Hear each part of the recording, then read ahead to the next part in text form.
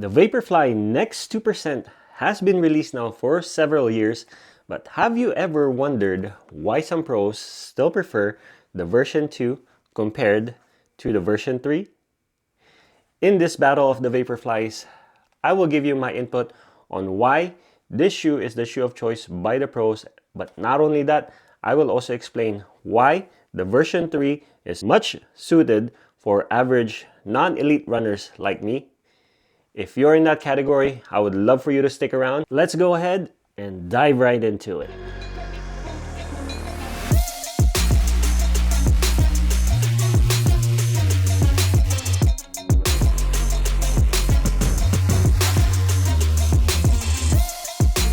What is up, everybody? Jed here from the Quality Adventure, clocking in for another shoe review to share to you my experience with these two super shoes from Nike.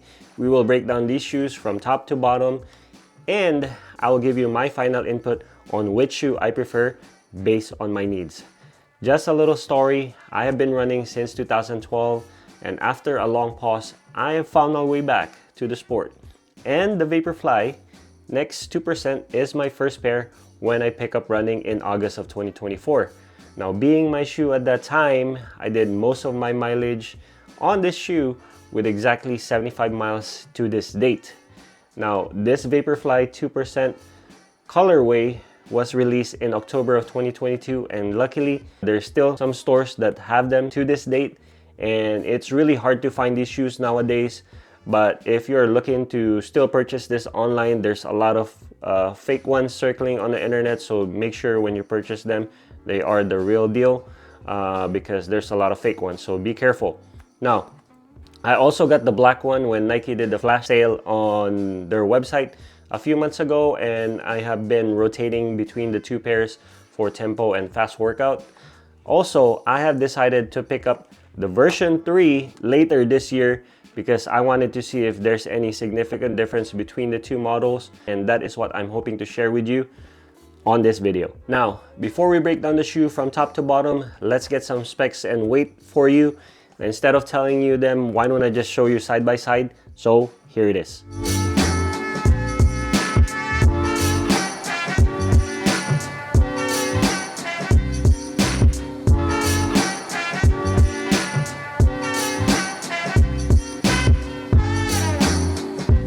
Now we got that out of the way, let's go ahead and start from the upper. The mesh on the version 2 is an engineered mesh called the Vaporweave. It has like a water resistant coating which can help wick water on light drizzles, but keep in mind it's not waterproof. Obviously it has holes. Now the upper on the version 3 or the V3 is made out of Flyknit material, and it's noticeably more breathable because of the bigger holes. And the heel seam right here is offset, which Nike claims to help reduce friction on the heel. Both of them have the same padding on the heel, which helps reduce blister and add extra comfort on the heel counter area. But both V2 and V3 have good upper fit and lockdown. The V3 has more give. I feel like the upper is a lot more stretchable versus the version 2.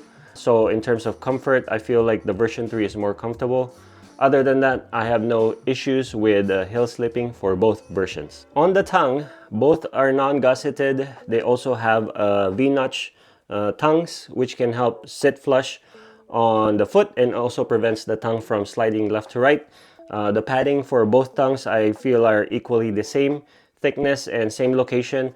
The difference between the V2 and the V3 is the material because of the update on the upper. One noticeable change in terms of the upper, or in terms of the tongue, on the version 3, the inner flap seems to be a little bit longer. Other than that, that's all I have for the tongue. Moving on, the laces, both have asymmetrical lacing, which I'm a big fan of.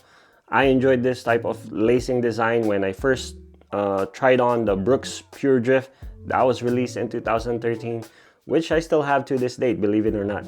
But anyway, this lacing design helps in the distribution of pressure, which making it work for all types of feet, and it helps enhance the stability during movement because of a better lockdown feel. Now both shoes use the notch laces, which also I'm a big fan of.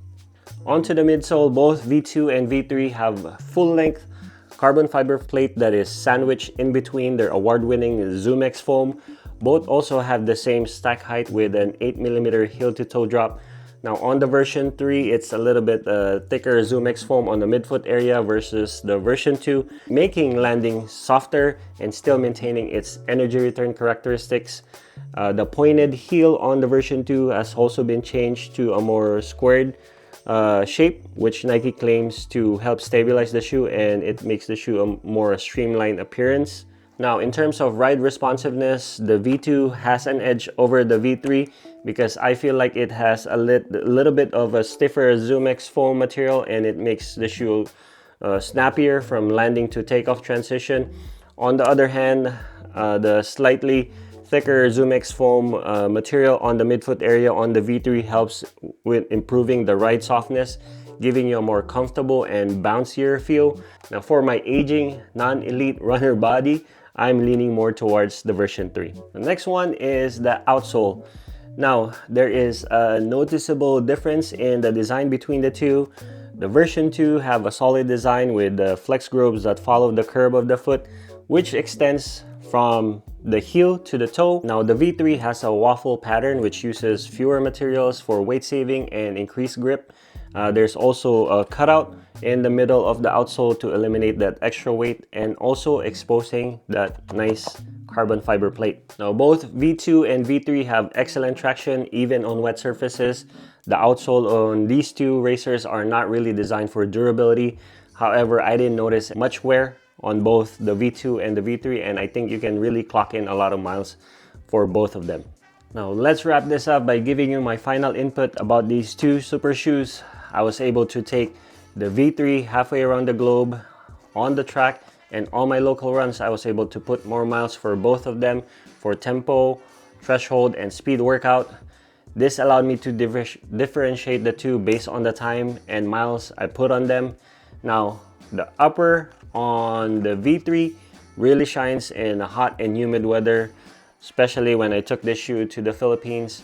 This shoe is well ventilated because of the bigger holes on the Flyknit, and you can really feel the breeze more on the version 3 versus the version 2. Hence, the version 3 wins the breathability for me. In terms of performance, I feel like the version 2 is more lively and aggressively fast. It propels me effortlessly and transitions me from landing to toe off smoothly. The first thing I notice in this shoe is the stiffness. Because the version 2 is a lot stiffer, I feel like it propels me faster and it feels easier to maintain your pace because of the less ZoomX foam and the harder compound.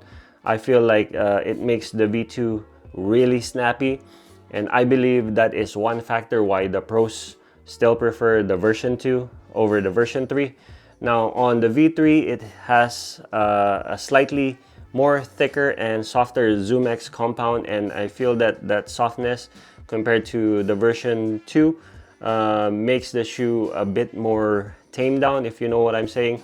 But don't get me wrong, it's still a fast shoe, but it will take a little bit more effort to get this up to speed compared to the version 2. It's not necessarily a bad thing in my opinion, because that extra cushion in the long run can make a huge difference in a marathon distance if you decide to get this shoe. Now, on top of that, the version 3 also is lighter, which is better because it helps you in conserving energy, which can be critical in a marathon.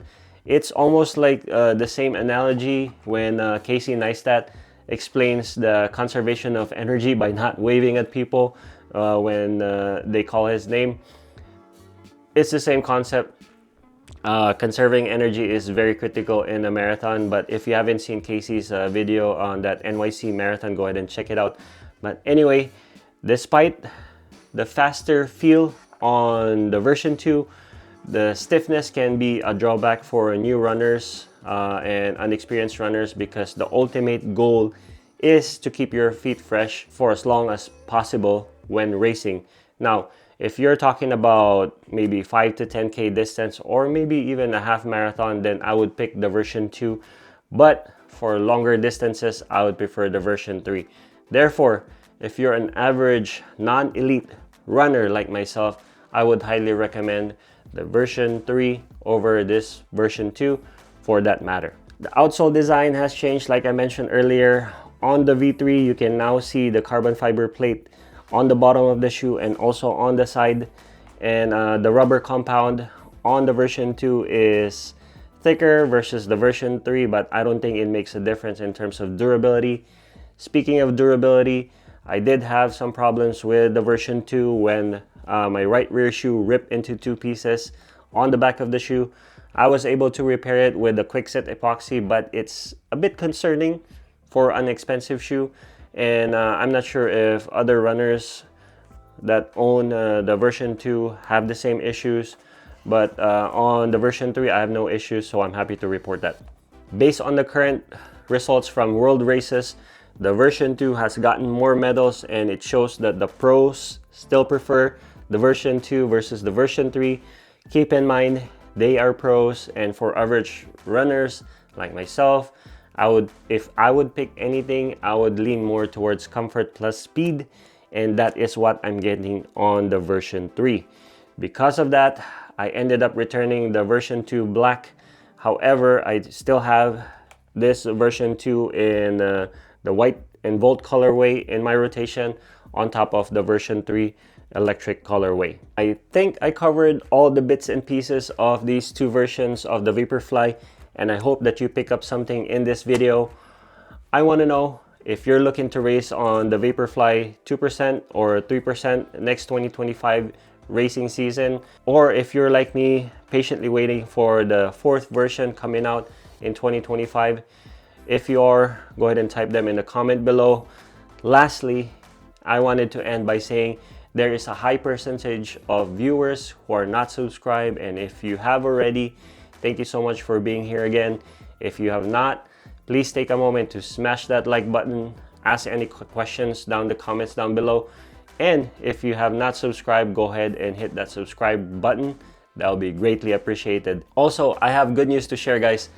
On this day of the recording of this video, I have officially reached my 1.1k sub milestone, which is huge for a small channel like myself. So thank you to each and every one of you that have subscribed to my channel. I love you all, and I truly appreciate you from the bottom of my heart. Alrighty folks, that is it for today. As always, God bless, and I'll catch you on the next video. Bye.